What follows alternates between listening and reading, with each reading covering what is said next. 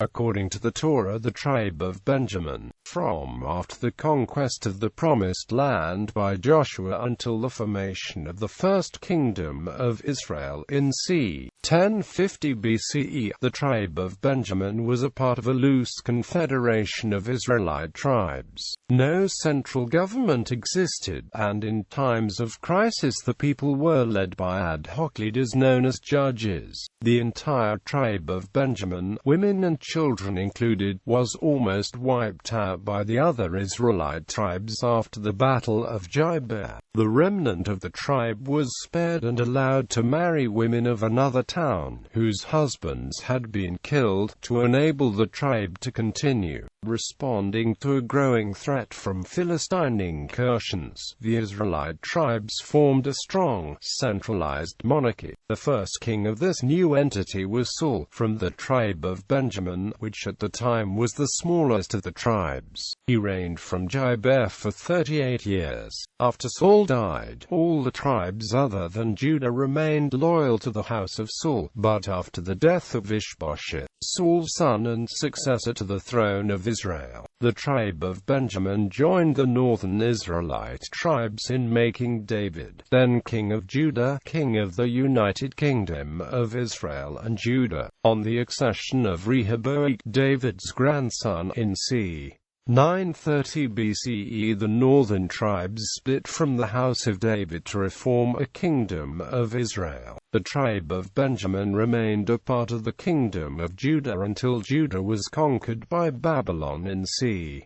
586 BCE and the population deported. Origin. According to the Torah, the tribe consisted of descendants of Benjamin, the youngest son of Jacob with Rachel. Character. In the blessing of Jacob, Benjamin is referred to as a ravenous wolf. Traditional interpretations often considered this to refer to the might of a specific member of the tribe, either the champion Ephod, King Saul, or Mordecai of the Esther narrative, or in Christian circles, the Apostle Paul. The temple in Jerusalem was traditionally said to be partly in the territory of the tribe of Benjamin, and some traditional interpretations of the blessing consider the ravenous wolf to refer to the temple's altar, as similarly in regard to the heavy presence there of biblical sacrifices. Some scholars believe that it instead originates from the tribe having the figure of a wolf in its standard.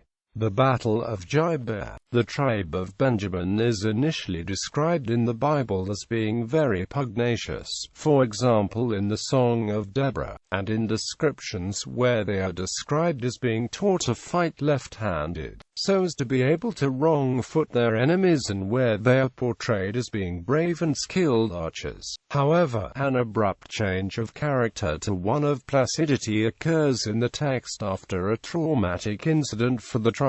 The Book of Judges recounts that an incident of the rape of a concubine who belonged to a member of the tribe of Levi by part of the tribe resulted in a battle at Gibeah, in which the other tribes of Israel sought vengeance, and after which the surviving members of Benjamin were systematically slaughtered, including women and children. When Benjamin was nearly extinguished, it was decided that the tribe should be allowed to survive, and the 600 surviving men of Benjamin were married off to women from the tribe of Machir, whose men had been killed when it was discovered that they had not participated in the war against Benjamin. When these events took place is subject to academic dispute. According to textual scholars, biblical text that describes the battle and surrounding events is considerably later, originating close to the time that they postulate as the date of the Deuteronomists' compilation of Judges from its source material, and may exaggerate numbers and of modes of warfare, and additionally, the inhospitality that triggered the battle is reminiscent of the Torah's account of Sodom and Gomorrah territory. According to the Hebrew Bible, following the completion of the conquest of Canaan by the Israelite tribes, tribes after about 1200 BCE. Joshua allocated the land among the 12 tribes. To Benjamin he assigned the territory between that of Ephraim to the north and Judah to the south, with the Jordan River as the eastern border, and included many historically important cities, such as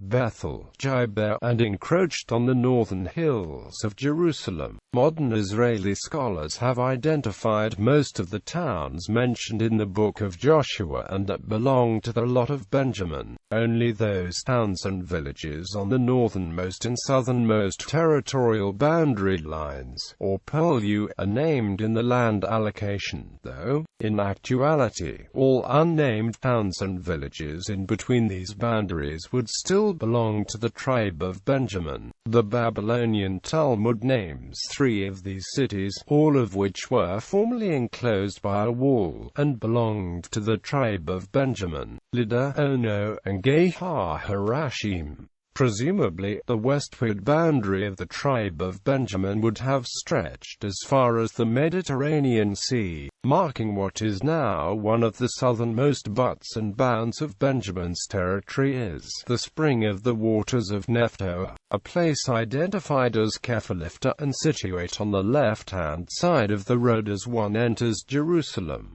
It is now an abandoned Arab village. The word Lifta is merely a corruption of the Hebrew name Nephtoah, and where a natural spring by that name still abounds. Though Jerusalem was in the territory allocated to the tribe of Benjamin, it remained under the independent control of the Jebusites. Judges chapter 1 verse 21 points to the city being within the territory of Benjamin, while Joshua chapter 15 verse 63 implies that the city was within the territory of Judah. In any event, Jerusalem remained an independent Jebusite city until it was finally conquered by David in c. 11th century BC and made into the capital of the United Kingdom of Israel. After the breakup of the United Monarchy, Jerusalem continued as the capital of the southern kingdom of Judah. The ownership of Bethel is also ambiguous.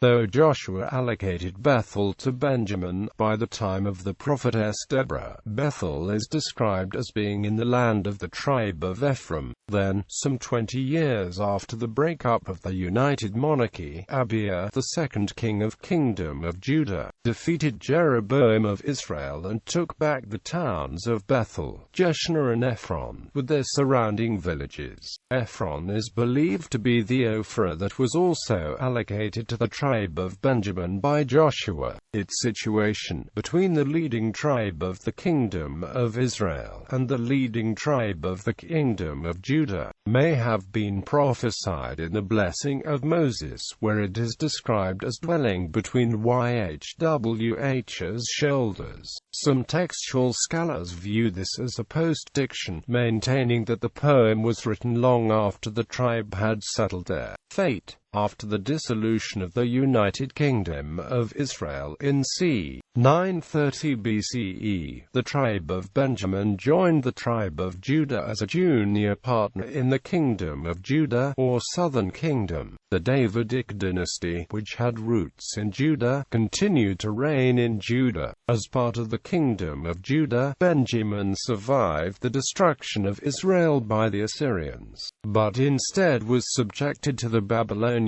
captivity. When the captivity ended, the distinction between Benjamin and Judah was lost in favor of a common identity as Israel, though in the biblical book of Esther, Mordecai is referred to as being of the tribe of Benjamin, and as late as the time of Jesus of Nazareth some still identified the Benjamite ancestry.